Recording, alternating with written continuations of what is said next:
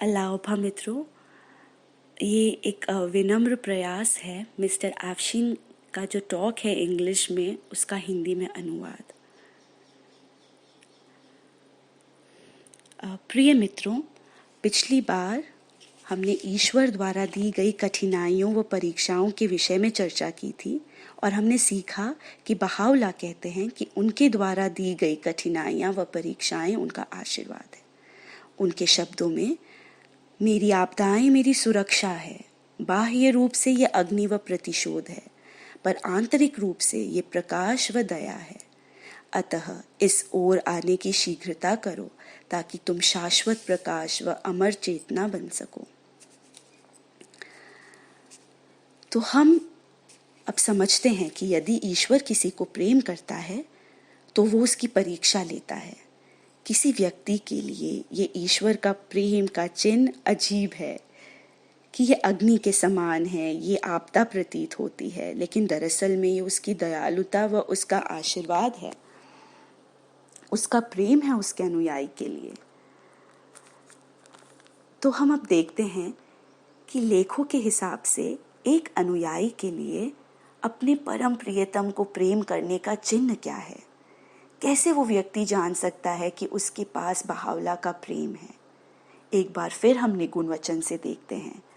Bahaullah कहते हैं, प्रत्येक वस्तु का एक चिन्ह है।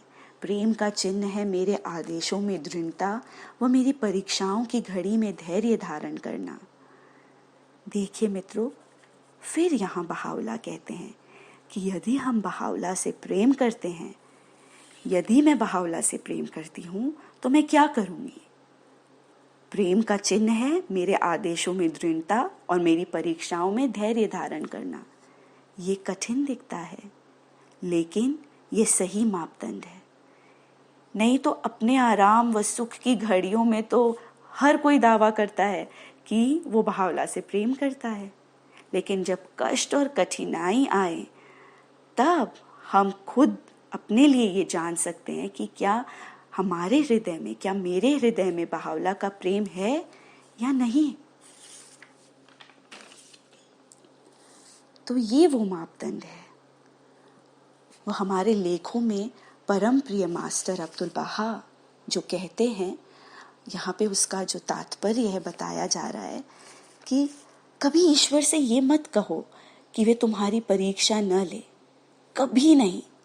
लेकिन ईश्वर से ये प्रार्थना करो कि जब वो हमारी परीक्षा ले तो वो हमें उसमें शक्ति दे, उससे उभरने की याचना करो कि वो हमें शक्ति दे कि हम उसमें विजयी हो सके। तो यदि मैं ईश्वर से मांगू कि हे ईश्वर, मुझ पर कृपा कर और मुझे छूट दे दे, मेरी परीक्षा मत लेना, तो ये संभव है कि मैं उससे ये मांग लूं और ऐसा हो भी जाए। लेकिन वास्तव में मैं स्वयं को वंचित कर रही हूँ उसके आशीर्वाद से, अपनी चेतना के विकास से, उस शाश्वत जीवन से, उस शाश्वत चेतना से, जैसे कि बहावला ने स्वयं कहा है। और यहाँ पर एक प्रश्न आता है, ये अजीब लग रहा है, लेकिन मेरे मन में यहाँ एक प्रश्न है कि क्या फर्क है एक अच्छे अध्यापक में, एक अच्छे क्लास टीचर में व एक क्लास टीचर में जो अच्छा नहीं है, जो बुरा है। तो यदि एक अध्यापक अपनी कक्षा में जाए और कहे कि मेरे प्रिय विद्यार्थियों, इस कक्षा में तुम्हें आनंद मिलेगा, तुम खुश रहो, कोई दिक्कत नहीं आएगी तुम्हें मेरी कक्षा में, तुमसे कोई परीक्षा नहीं लेगा, तुमसे कोई टेस्ट नहीं लेगा, मौज करो, यदि तुम्हारे मन में आए तो पढ़ना, यदि नहीं तो कोई दिक्कत नहीं, छोड़ दो, मत पढ़ो। यदि तुम्हें होमवर्क करने का जी चाहे तो करना, नहीं तो टीवी देखो, कार्टून देखो, तो मोबाइल देखना चाहो तो मोबाइल देखो, ये सब तुम पर है, जैसा तुम चाहो। कोई परीक्षा नहीं होगी, कोई टेस्ट नहीं होगा। ऐसा शिक्षक आप क्या उसे एक अच्छा शिक्षक कहोगे? मुझे नहीं लगता कि ऐसे शिक्षक को एक शिक्षक का नाम भी दिया जा सकता है। लेकिन यदि एक दूसरा शिक्षक कक्षा में जाता है और विद्यार्थियों से कहता है कि इस कक्षा में हम बहुत कुछ सीखेंगे। ये बहुत ही सुंदर शिक्षण व प्रशिक्षण की कक्षा है, लेकिन निश्चय ही इसमें हर अंतराल में टेस्ट भी होंगे, परीक्षाएं भी होंगी व वर्ष के अंत में वार्षिक परीक्षा भी ली जाएगी, जिससे तुम अगली कक्षा में प्रवेश कर सको। तो हो सकता है कि कक्षा में कुछ नहीं तो अधिकतर विद्यार्थियों के लिए इस प्रकार का शिक्षक वो पसंद ना करें, लेकिन हम इस शिक्षक को क्या कहेंगे? ये वास्तव में शिक्षक कहलाने योग्य है। ये दरअसल में एक दयालु शिक्षक है। वह जो कर रहा है अपने विद्यार्थियों के भले के लिए कह रहा है कि परीक्षा व टेस्ट लिए जाएंगे। वो कहते हैं, शिक्षक कहता है कि ये उसकी कक्षा का कायदा होगा, उसकी कक्षा का नियम होगा, वह उसके विद्यार्थियों की प्रोन्नति का माध्यम होगा परीक्षा व टेस्ट। लेकिन वो उनसे ये भी कहती है कि तुम अकेले नहीं होगे, मैं तुम्हारे साथ होंगी, मैं तुम्हारी मदद करूंगी। तुम्हारे लिए अगर तुम्हें समझ में नहीं आएगा तो तुम्हारे लिए खास कक्षा भी लूंगी, तुम्हारे लिए ट्यूशन भी लूंगी, ताकि तुम आगे की कक्षाओं में प्रवेश करो। लेकिन मैं टेस्ट व परीक्षा से तुम्हें दूर नहीं रखूंगी। तो ये एक वफादार शिक्षक का मापदंड है अभिभावक व विद्यार्थी दोनों के लिए। वही चीज यहाँ पर है, ईश्वर की पॉलिसी, दिव्य पॉलिसी। बहावला अपने अनुयायी से प्रेम करते हैं व इस कारण उसकी परीक्षा लेते हैं।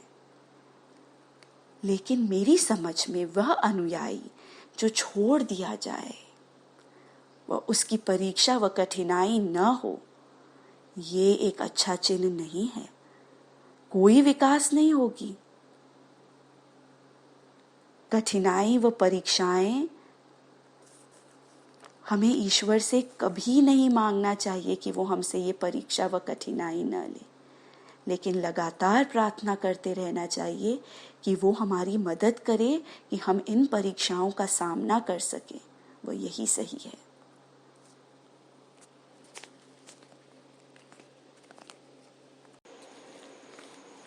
मिस्टर आफ्शीन का टॉक का फर्दर अनुवाद। मिस्टर आफ्शीन कहते हैं, शायद सबसे अच्छा तरीका है प्रभु धर्म के इतिहास की ओर मुड़ें, क्योंकि हमारे पास कई समर्पित अनुयायियों के उदाहरण हैं, स्त्री व पुरुष जिन्होंने बहुत कुछ सहन किया है, ज़ाहिरा तौर पर भी, शारीरिक तौर पर भी, ईश्वर की कठिनाइयों व परीक्षाओं के कारण, लेकिन वो दृढ़ रहे, पर्वत के समान चमक उठे व उनका नाम इतिहास में दर्ज हुआ हमेशा हमेशा के लिए। एक उदाहरण जो वो देते हैं वो है मिस्टर थॉमस ब्रेकवेल का। थॉमस एक युवा ब्रिटिश मैन था जो पेरिस में पढ़ाई कर रहे थे। इन्होंने प्रभु धर्म स्वीकार किया व बहावला के प्रेमी हो गए। हालांकि कोई नहीं जानता कि उन्होंने प्रभु धर्म कैसे स्वीकार किया, लेकिन जिस प्रकार वो दूसरों को शिक्षण किया करते थे उससे स्पष्ट था कि वे पवित्र ग्रंथों से जो भविष्यवाणियाँ की गई हैं वो उनका प्रयोग किया करते थे। जैसे बाइबल से ईश्वर का साम्राज्य पृथ्वी पर स्थापित होगा, ईसा मसीह की वापसी पिता की महिमा में, व जीसस क्राइस्ट की वापसी के बारे में वो बताते हैं। थॉमस बहावला का एक सच्चा प्रेमी बने। ये उस समय की बात है जब अब्दुल बहा थे। वह थॉमस ने होली लैंड में, पवित्र भूमि में परम प्रिय मास्टर को पत्र लिखा। वह उनसे अनुमति ली कि यदि संभव हो तो वो भी पवित्र भूमि में जाने की उनको अनुमति दी जाए, अक्का में वो अब्दुल बहा को देख पाएं।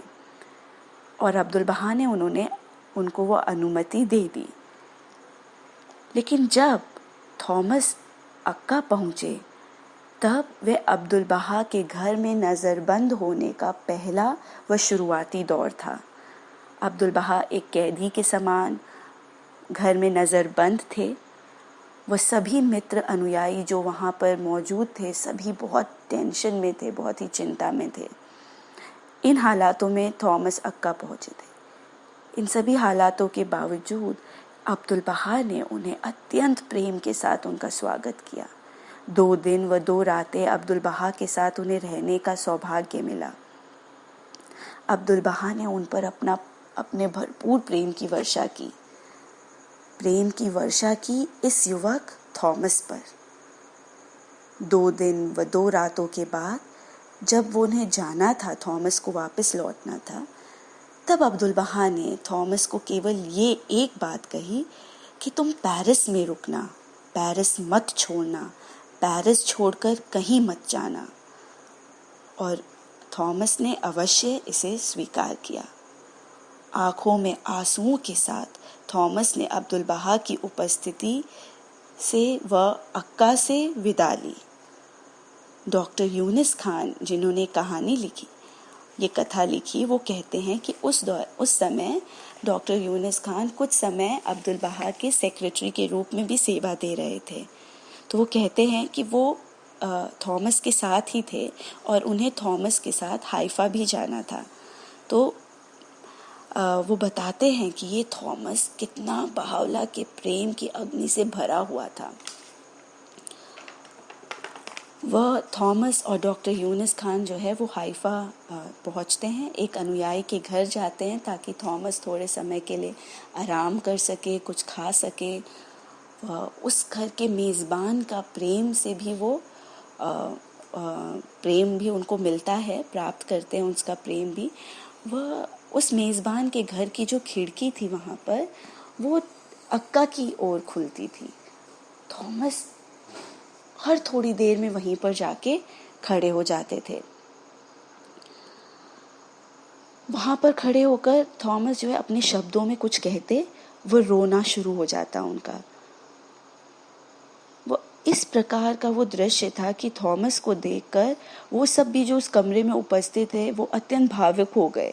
वो सोच में पड़ गए कि किस प्रकार का अत्यंत प्रेम है थॉमस में अब्दुल बहा के प्रति। वो बैठ ही नहीं पा रहा था।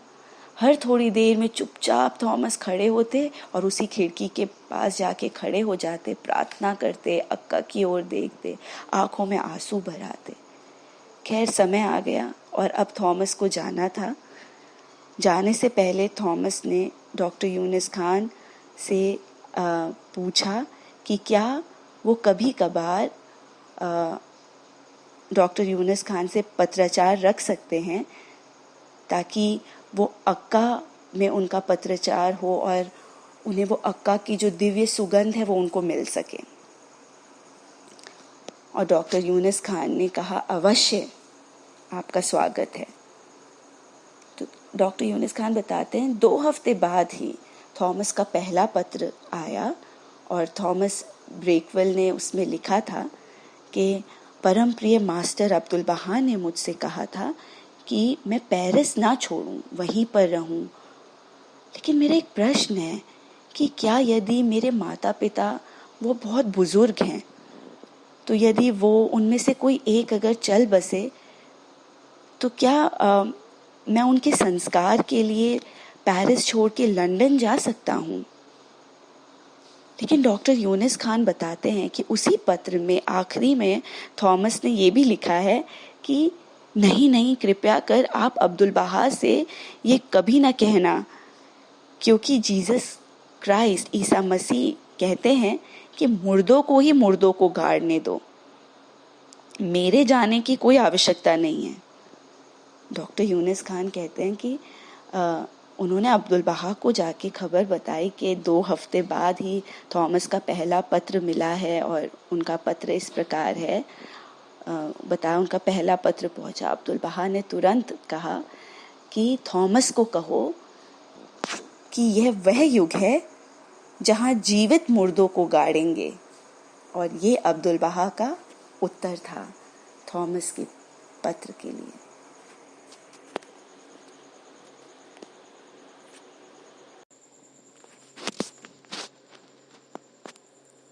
मिस्टर अफशीन की टॉक से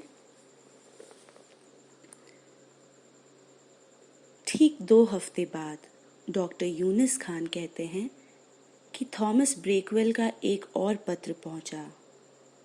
उस पत्र में वो लिखते हैं, मैं ईश्वर से याचना करता हूँ मैं भीख मांगता हूँ मास्टर से कि मुझे विपत्तियाँ चाहिए, मुझे दर्द चाहिए, बीमारी चाहिए, ताकि मैं रोऊं और अपने परम प्रिय को याद करूं, व अपने स्वामी को 1 मिनट के लिए भी न भूलूं। मुझे दर्द दर्द चाहिए मुझे। और ये कुछ इतना अजीब था, लेकिन उन्होंने ये इतना स्पष्ट और कितना मुद्दे पर लिखा। जब मैं परम प्रिय मास्टर की उपस्थिति में था और वो टहल रहे थे, तो थॉमस ब्रेकवेल के पत्र के विषय में अब्दुल बहा को बताया। अब्दुल बहा ने कोई उत्तर नहीं दिया, मौन, परम मौन। डॉक्टर यूनुस खान लिखते हैं, उन्हें पता लग गया कि अब्दुल बहा इस तरह उनकी विनती स्वीकार कर रहे हैं, जिसकी थॉमस ब्रेकवेल ने याचना की थी कि उन्हें कष्ट, कठिनाइयाँ, विपत्तियाँ मिले, ताकि वो अपने स्वामी को निकट और निकट रहें। और अब्दुल बहा ने कुछ नहीं कहा। फिर 2 हफ्ते बाद एक और पत्र आया उनका, जिसमें उन्होंने लिखा था कि मेरे माता पिता बहुत बुजुर्ग हैं। वह जोर दे रहे हैं कि मैं लंदन जाकर उनसे मिलूं। मैं जाऊं तो, लेकिन दुर्भाग्यवश वो अनुयायी नहीं हैं। वे प्रभु धर्म के विषय में नहीं जानते। मैं परम प्रिय मास्टर से भीख मांगता हूँ कि वो मुझे सामर्थ्य व मार्गदर्शन दे, ताकि मैं उनका शिक्षण कर सकूं। ये उनका निवेदन था। व फिर जब मैं अब्दुल बहा की उपस्थिति में था, मैंने उनके इस निवेदन का उल्लेख किया, तो परम प्रिय मास्टर ने कहा, उनको लिखो कि वो इस शिक्षण में संपुष्टि प्राप्त करेंगे व वे शिक्षण प्राप्त होंगे। बहुत छोटा। और मैंने उनको लिखा कि वो विजयी होंगे, संपुष्टि मिलेगी उनको, व वो इस शिक्षण में, वो उनके माता पिता ये शिक्षण प्राप्त होंगे। कुछ समय बाद ही उनका फिर एक पत्र आया और उन्होंने ये शुभ समाचार दिया। वह कहा कि कृपया परम प्रिय मास्टर को सूचित करें कि उनके पिता ने प्रभु धर्म स्वीकार कर लिया है। वह संलग्न उनका पत्र है। बहावला व उनकी शिक्षाओं में उनकी आस्था की पुष्टि का। वह उस पत्र में थॉमस ब्रेकवेल लिखते हैं कि मेरी माँ एक अच्छी महिला है, बहुत वृद्ध लेकिन बहुत दयालु। ये था उनसे प्राप्त शुभ समाचार।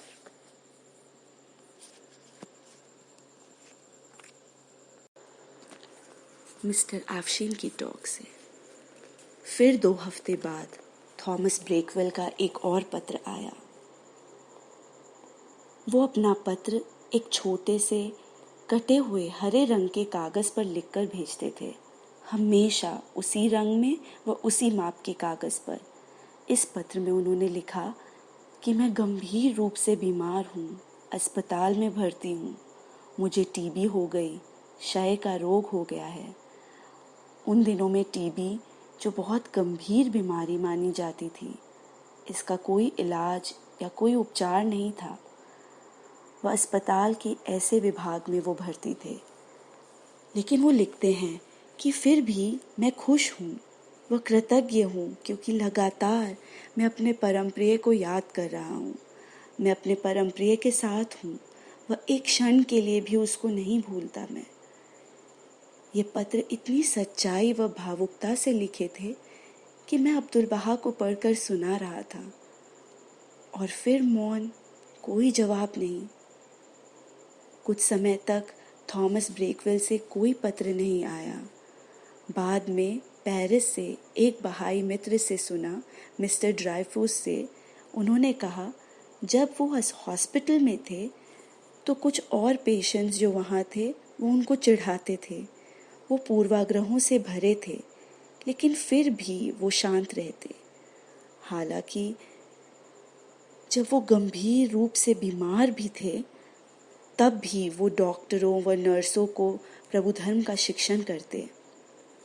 उनमें से तो अधिकतर यह आश्चर्य करते कि ये कैसा मरीज है, ये कैसे संभव है कि इतनी गंभीर बीमारी में भी ये इतना आशावान है, वो कोशिश करता है, वह हमें ईश्वर के साम्राज्य का शिक्षण व मार्गदर्शन दे रहा है, जैसे कि ये कहता है। बाद में मिस्टर ड्राइफ्यूज बताते हैं कि वहाँ ऐसे कुछ मरीज भी थे जो पूर्वाग्रह व दुराग्रह से भरे थे। वह थॉमस ब्रेकवेल की ओर इशारा करते, उंगली करते और उनको कहते कि तुम तो मरोगे, मरोगे तुम। वह थॉमस ब्रेकवेल हंसते और जवाब देते, नहीं, मैं नहीं मरूंगा, मैं ईश्वर के साम्राज्य में प्रवेश करूंगा। वहाँ मैं तुम्हारे और अपने परम प्रिय के मध्य आकर आग्रह करूंगा कि वे तुम्हें माफ करें और वास्तविकता को तुम पहचान सको। मैं नहीं मरूंगा। अधिकतर मरीज उनके सामर्थ्य व शक्ति को देखकर हैरान थे और उनका दृढ़ निश्चय व उनका विश्वास से वो इतने हैरान थे कि उनके लिए सब कुछ बहुत अनोखा था। गहरहाल इस कहानी को संक्षिप्त करने के लिए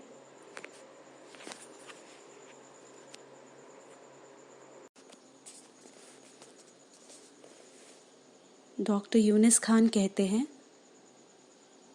एक दिन डॉक्टर अफरूख्ते, एक और बहाई मित्र जो कि साथ में थे जब वो अब्दुल बहा के उपस्थिति में थे, वह जब अब्दुल बहा टहल रहे थे और वो उनके बाजू में चल रहे थे, अचानक अब्दुल बहा पीछे मुड़े और कहते हैं कि डॉक्टर खान, क्या आपको पता है, क्या आपको समाचार मिला?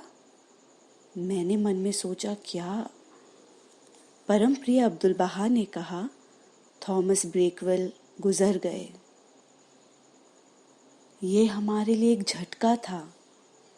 मुझे नहीं पता कि अब्दुल बहा को ये कैसे पता चला कि थॉमस ब्रेकवेल गुजर गए, क्योंकि यदि ये समाचार तार से आता या अंग्रेजी या फ्रेंच भाषा में किसी पत्र से आता तो मेरे हाथ में आता अनुवाद के लिए। तब अचानक मुझे ज्ञात हुआ कि कोई अर्थ नहीं है तार, पत्र, समाचार, भाषाओं का। परम प्रिय मास्टर को ये ज्ञात था। फिर परम प्रिय मास्टर ने कहा, पिछली रात मैंने प्रिय थॉमस ब्रेकवेल के नाम तीर्थ यात्रा की पाती प्रकट की। पाती प्रकट करते समय मैं 2 दफा रो पड़ा और रोया व रोया। डॉक्टर यूनिस खान कहते हैं कि ये तीर्थ यात्रा की पाती जो उन्होंने थॉमस ब्रेकवेल के कब्र के लिए प्रकट की, इसमें इतने छू जाने वाले कथन हैं, क्योंकि लगातार वो कहते हैं, जैसे उन्होंने अब्दुल बहा ने फ़ारसी में प्रकट किया है, वो लिखते हैं, या अजीज़ी या ब्रेकवेल, ओह मेरे ब्रेकवेल। और ये उदाहरण था एक सच्चे अनुयायी का, एक सच्चे प्रेमी का। डॉक्टर अफरूख्ते कहते हैं, हाइफा से निकलने से पहले पेरिस जाने के लिए थॉमस ने उनसे कहा कि मेरी इच्छा है कि यदि मैं पर्शियन होता तो मैं शहीद होने की इच्छा रखता। ये उन्हीं का कथन है। वह उन्होंने ईश्वर की परीक्षा व कठिनाइयाँ मांगी। उन्होंने ईश्वर से केवल कष्ट मांगे और फिर गुजर गए। इस तरह से गुजरे जो कि विशिष्ट है। वह एक उदाहरण स्थापित किया उन्होंने। वह अपना नाम हमेशा के लिए प्रभु धर्म के इतिहास में अंकित किया।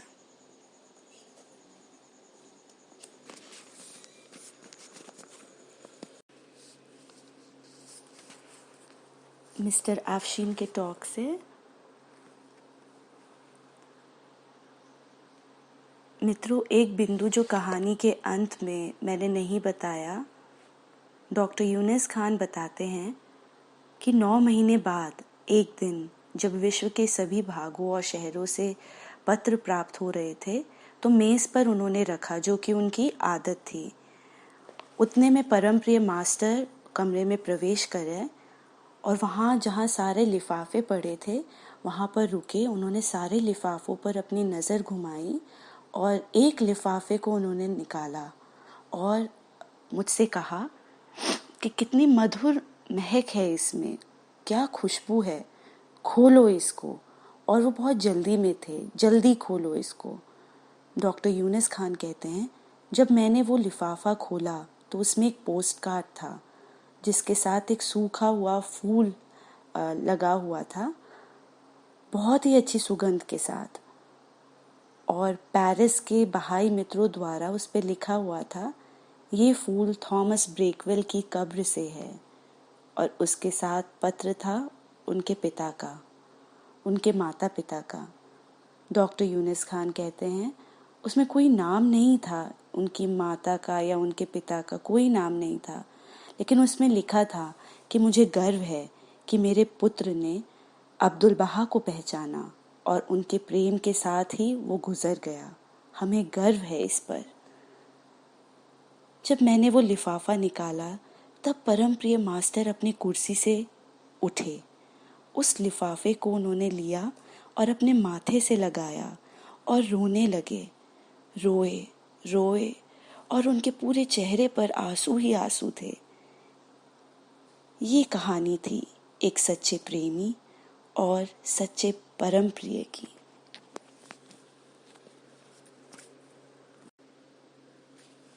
मिस्टर आफशीन की टॉक से। प्रिय मित्रों, एक बार फिर चलिए बहावला के इस निगुण वचन को पढ़ते हैं जो सच्चे प्रेम के चिन्ह पर है। अनुयायियों का प्रेम बहावला के लिए, जिसमें वो कहते हैं, प्रत्येक वस्तु का एक चिन्ह है। प्रेम का चिन्ह है मेरे आदेशों में दृढ़ता व मेरी परीक्षाओं में धैर्य धारण करना। वह मेरी परीक्षाओं में धैर्य धारण करना। प्रिय मित्रों, क्या आपको नहीं लगता थॉमस ब्रेकवेल इस व्याख्यान का सचमुच में एक उदाहरण थे?